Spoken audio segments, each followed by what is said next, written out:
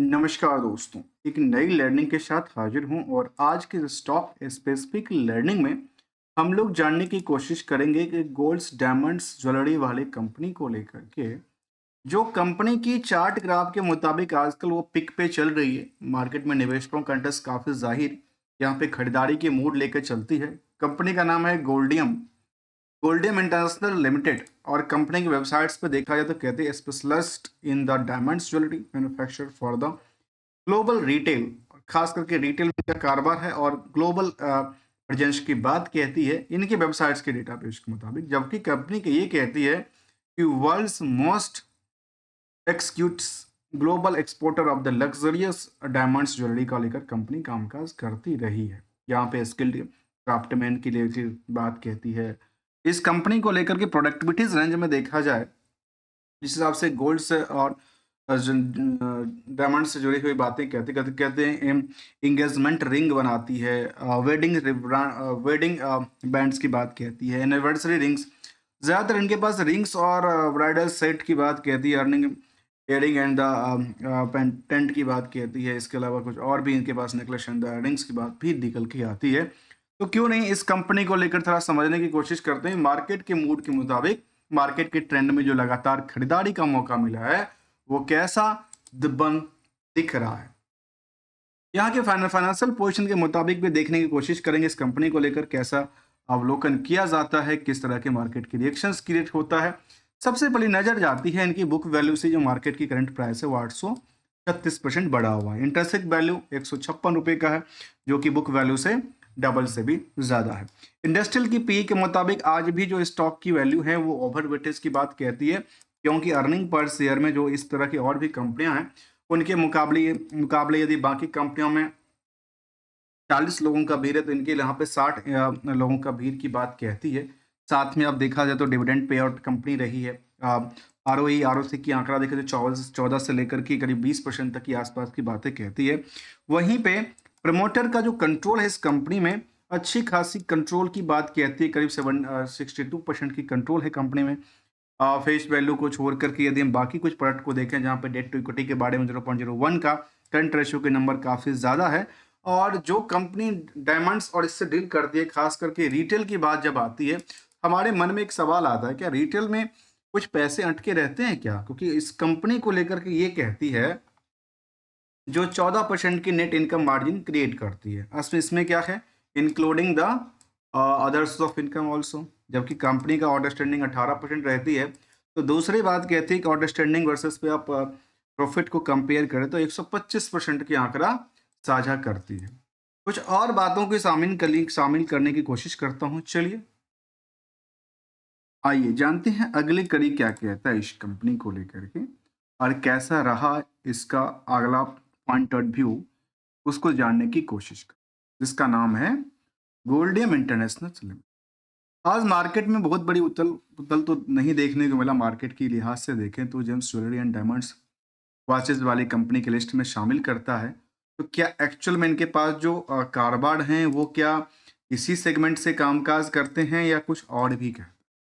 इसके लिए BSc is the best option है, जहाँ पे हम सेगमेंट बाय डिटेल यदि कंपनी ने फाइल किया होगा तो यहाँ पे आ जाती है। और इसके पॉइंट ऑफ व्यू से देखा जाए तो कंपनी ने जो बताई है इनके पास यदि कंपेयर करने के लिए हो सकता है तो सबसे ज्यादा क्या करती है कंपनी, ज्वेलरी और डायमंड ज्वेलरी वाले आइटम में इनके पास डीलिंग है, जहाँ पे इनके पास रेवेन्यू सोर्स जनरेट होते हैं। सेकेंड पार्ट की बात कहते हैं कि इन्वेस्टमेंट भी करके रखे हैं जिससे भी इनके पास रेवेन्यू के तौर पे इनकम जनरेट होता है। तो ये दो तरह की चीजें थी। जहाँ पे कुछ पीरियड की और चर्चा करें तो शायद सबसे ज्यादा जो पैसे आ रहे हैं उनके पास वो ज्वेलरी आइटम से ही डील करती दिख रही है। यदि इनकी हम कुछ पीरियड ऑन पीरियड बेसिस की डेटाबेस को समझने की कोशिश करें तो ये आ रही है समझ में।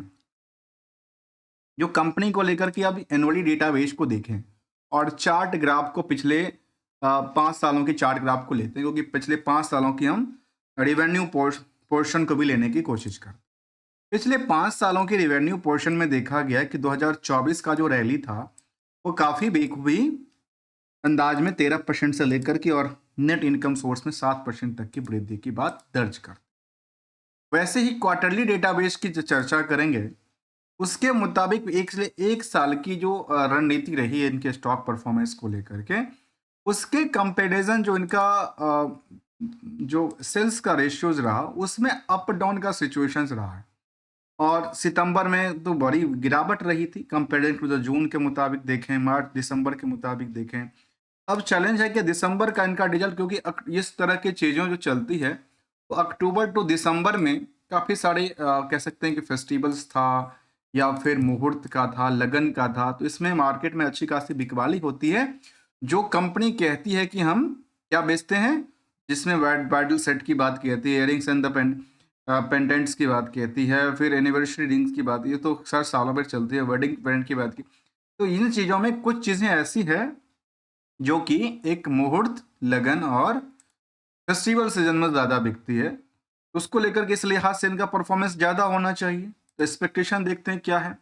अब इनके एक्सपेक्टेशन के पॉइंट ऑफ व्यू से यदि आप लास्ट 12 महीने की डेटा को देखते हैं, तो सेल्स लगातार बेटर रही है पिछले कुछ पीरियड में के मुताबिक। इसी लिहाज से आप प्रॉफिटेबिलिटी नंबर को देखा जाए, ऑपरेटिंग प्रॉफिट भी करीब 19% तक की बातें कहती है। इंटरेस्ट 1 रुपए का नहीं पे कर लीजिए, जो कि अच्छी बात है। अब देखिए कुछ पीरियड ऑन पीरियड बेसिस के डेटा को देखिए।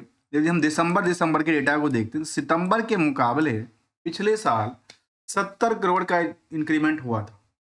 अर्थात इसको देखा तो यहाँ से 50%। अब यहाँ के हिसाब से कह सकते हैं, जब भी दिसंबर का जो रिजल्ट इनका आने वाला है, वो इसके मुताबिक कितना पे जाएगा, कम से कम 210 से लेकर के 225 करोड़ तक के आसपास होना चाहिए था। यदि ये टारगेट पूरा करती है सेल्स के नंबर पे, तो शायद यहां से क्या हो सकता है, कुछ बड़ी रणनीति जिस हिसाब से मार्केट ने अभी तक अप ट्रेंड में दर्ज करती दिखी है, वो यहां से और रणनीति पे उछलता कूदता नजर आ सकता है। इसके पॉइंट ऑफ व्यू से जब हमने ईयर ऑन ईयर बेसिस की ग्रोथ लेवल को देखा, तो सेल्स में लगातार ग्रोथ है, प्रॉफिट में लगातार ग्रोथ करती रही है। स्टॉक प्राइस में तो कई गुणों की रफ्तार से करीब 200% तक की मूव देखने को मिला है पिछले एक साल में। रिटर्न एंड इक्विटी भी करीब कह सकते हैं कि 13 से 15% तक की लगातार ऑन एवरेज क्रिएट करती दिखी है। इसके अलावा यदि कंपनी में ओवरऑल देखा गया, तो कंपनी 14% के नेट इनकम सोर्स क्रिएट कर पाती है अपने इस बिजनेस मॉडल से, जहाँ पे ज्वेलरी आइटम्स हैं। और साथ में यदि हम रिस्क फैक्टर देखें, तो केवल 3 महीने के रिस्क फैक्टर की बातें कहती है। कंपनी में कर्ज बहुत ज़्यादा है नहीं।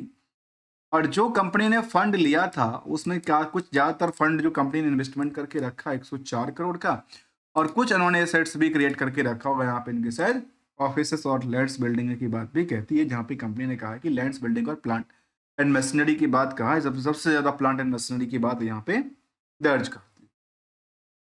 पीयर्स के मुताबिक जब कंपेयर करते हैं इसको, तो इसको रखा गया है डायमंड्स कोस्ट कटिंग ज्वेलरी वाले आइटम में, क्योंकि डायमंड कटिंग का डायमंड पॉलिशिंग वाली चीज़ें में। और वैसे ही यदि जेम्स ज्वेलरी डायमंड वॉचेज के कंपेयर करेंगे, तो सबसे बेटर कंपनी वगैरह टाइटन, कल्याण ज्वेलर्स, सेनको गोल्ड, पीएनजी गार्गिल जैसे कंपनी भी शामिल है। इन सभी कंपनियों की रफ्तार में देखा जाए, तो अभी भी यहाँ पे गैपिंग बहुत ज़्यादा है कैश को लेकर के एवरेज के मुताबिक। दूसरी तरफ ये भी कहता है कि नेट इनकम मार्जिन यदि 10-12 महीने के डेटाबेस को देखें, तो सबसे ज़्यादा जो रिटर्न एक्सपेक्टेशंस रखी है 14% तक की कमाई, वो इसी के पास दर्ज करती है। कहाँ पे 14% तक की कमाई। तो इसके लिहाज से यहाँ पे पोटेंशियल लगातार बनती दिखी है। निवेशकों का इंटरेस्ट देखा जाए, तो कह सकते हैं कि 73,000 से ज्यादा निवेशक हैं। एफआईडीआई की कोई बड़ी भूमिका नहीं रही है। लगातार कुछ बल्क डील शामिल हुआ था, और ये एक सेंटिमेंट पे होता है। जब कोई मार्केट में उछल कूद होता है, तो कुछ ऑपरेटर्स आते हैं, अपनी पोजीशन के लिहाज से बाय सेल करते हैं, फिर कुछ प्रॉफिट बुका निकालते हैं, फिर चले जाते हैं।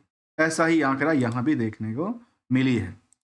इसके अलावा जो पब्लिक होल्डिंग था, उसमें कुछ एक है रमेश दिवानी साहब, जिसको डी मार्ट की शायद बात कहते हैं हम लोग। डी मार्ट की जो बड़ी होल्डिंग्स है इनके पास, जिसमें इनके पास काफ़ी सारे कंपनी में, शायद डी मार्ट में इनकी नहीं है ना। ये शायद एक बड़ी निवेशक तो है, इनका अलग अलग कंपनी में होल्डिंग दर्ज करती है, जहाँ पे गोल्डियम के अंदर की बातें कहती है, पनामा पेट्रोकेमिकल्स की बातें कहती है, और कुछ और शायद कंपनी में इनकी जिक्र किया जाता है। तो उसको भी समझने की बात पड़ेगी। इसके अलावा सुपर इन्वेस्टर के तौर पे कुछ बड़े निवेशक थे, लेकिन फिलहाल आज के टाइम में ऐसा नहीं दर्ज करती है। ऑलमोस्ट 70 से 80 हज़ार निवेशकों का टेस्ट जुड़ा हुआ है। रिस्क थोड़ा सा ज़्यादा है कंपेरिजन टू द रिटर्न के मुताबिक, और उसमें से कुछ पॉइंट को काटा जा सकता है जहाँ पे सेल्स ग्रोथ को लेकर के, लास्ट होल्डिंग प्रमोटर को लेकर के यदि थोड़ा बहुत बिकवाली बिका तो कोई फर्क नहीं पड़ता है। रिसेंटली की बात करें तो कोई ऐसा अपडेट नहीं है, उन्होंने ऐसा अपडेट दिया था कि इनकी वेबसाइट्स को लेकर के अपडेट दिया था। हमारी शायद वेबसाइट्स गोल्डियम्स को लेकर के जैसा इन्होंने कंपनी ने चेंज किया, वो कहते हैं इनके वेबसाइट्स जो था वो कहते हैं डोमेन रिटेल, जो कि लैब ग्रोथ डायमंड्स ब्रांड्स की बात, जहाँ पे ऑडिजम्स वेबसाइट्स, जो इनकी वेबसाइट्स की बात कहती है, और फिलहाल जिस वेबसाइट्स पे हम विजिट कर रखे हैं वो गोल्डियम्स की वेबसाइट्स हैं। इसके मुद्दा भी आप इस वेबसाइट्स पर जाकर देखते हैं तो हम यदि इस पे जाके चलें तो कुछ आंकड़ा यहाँ पे कुछ नई एक्सपेक्टेशन के साथ कंपनी, जहाँ पे आजकल ऑनलाइन सेल का कामकाज और जो कि रिटेल्स डायरेक्टली और ई कॉमर्स के ऑपरेटर ई कॉमर्स के तौर पर सीधे डील कर सकते हैं, जहाँ पे कहती है कि आजकल beauty for the butterflies, peer floor story और इस तरह की चीज़ें इनके पास प्रोडक्टिविटीज़ की बात कहती है।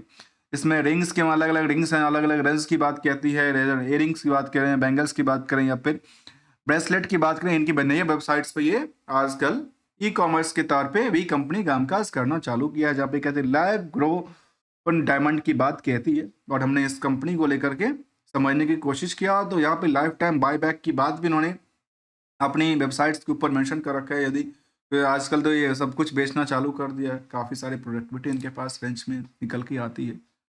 ऑलमोस्ट यदि कह सकते हैं कंपनी को लेकर के, तो पिछले कुछ पीरियड के मुताबिक आप कंपनी को देखेंगे तो डिविडेंड भी लगातार पे आउट रही है। 2022 23 24 के अंदर बात करें तो बायबैक भी क्लियर किया था, अच्छी खासी इनके पास फंड, बुक्स के अंदर काफ़ी सारे फंड थे। स्टैंड लोन डेटाबेसिस पे सितंबर तक का रिजल्ट जो था वो मुताबिक अच्छा ही रहा था, और पिछले कुछ सालों के डेटाबेस के मुताबिक जो इनका डिमांड रही है स्टॉक को लेकर के, मार्केट भले ही टूटती नजर आए लेकिन इनकी स्टॉक परफॉर्मेंस में एज अ टाइम फ्रेम और जब कंपेयर करेंगे तो करीब करीब 12% से लेकर के ऑलमोस्ट 10,000% तक की बात यहाँ पे रखती है पिछले लास्ट कुछ सालों की डेटाबेस के।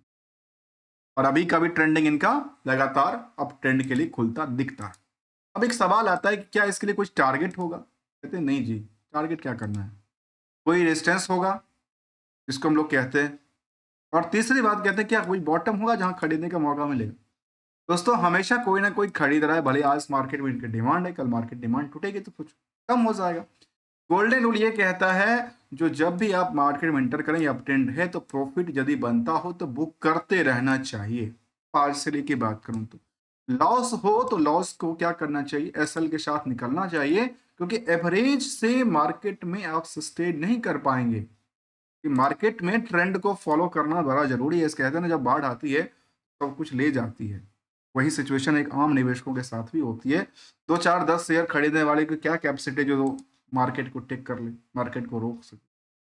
आपको अच्छा लगा हो तो लाइक और चैनल को सब्सक्राइब करना मत भूलेगा। We are not an advice trader, not an advisor, only as a learning point of view से लेके आते हैं। तब तक के लिए थैंक्स फॉर द जॉइनिंग दोस्तों।